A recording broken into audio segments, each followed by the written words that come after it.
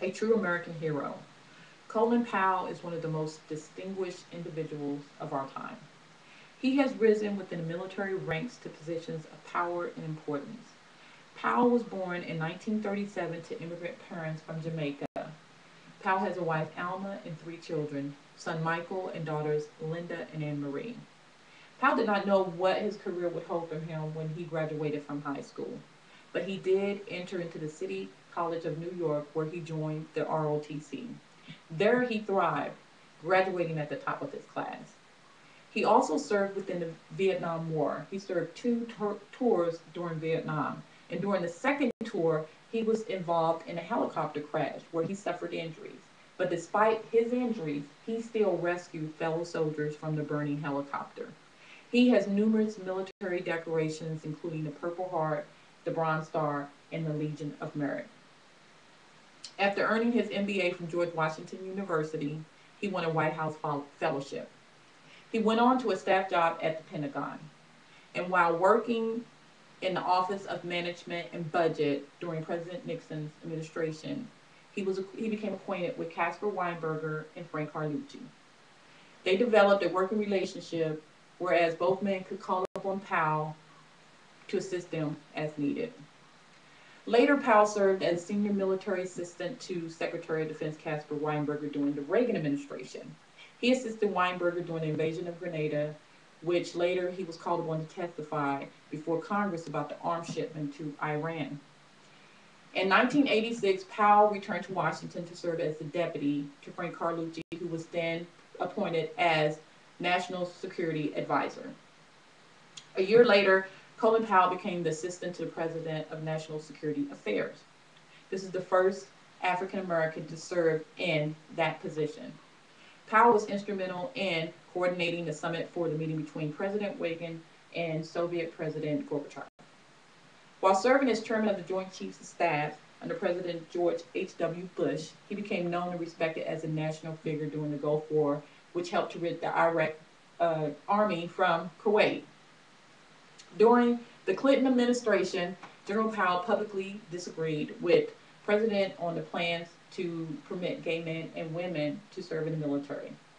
He did eventually accept a compromise on the issue, which was the infamous "Don't Ask, Don't Tell." General Powell was also key in a last-minute peacemaking trip to Haiti with President Carter and Senator Sam Nunn. That resulted in military rule ending in that country and peaceful government taking over. Throughout his career, General Powell never stated what his political affiliations were, because he served both under Democrats and Republican administrations. He's always been well liked and respected, and then in the 1990s, many thought he should run for president. His wife, however, was fearful of his safety, so he declined to seek office.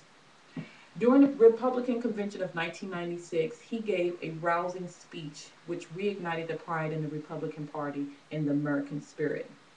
Powell retired from office in the late 1990s to pursue life in the private sector. In 2001, he was appointed Secretary of State. At that time, that was the highest ranking position ever held by an African American in the United States government.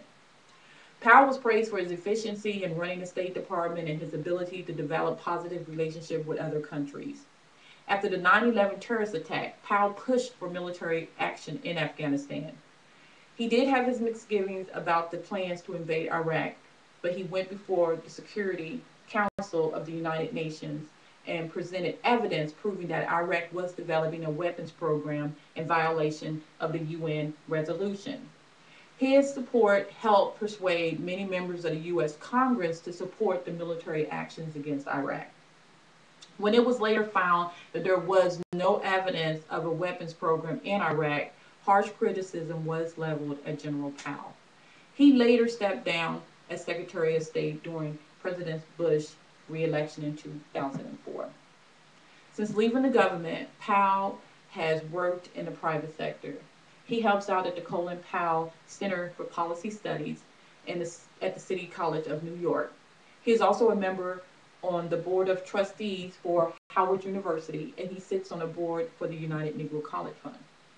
Colin Powell gives back to the community by supporting programs and motivate and encourage young people such as the Boys and Girls Clubs of America, and as a member of the Children's Health Fund, and as chairman of America's Promise, the Alliance for the Youth. Colin Powell's career has been marked with extreme highs and lows, but his focus, drive, and determination led him to the right direction to become a great man. He asserts the positive and works to improve what needs to be fixed. Colin Powell took each obstacle in front of him and made it into a pathway. He helped to open doors that would help young people reach for and achieve their dreams. As he stated, challenge young people to having high expectations of them.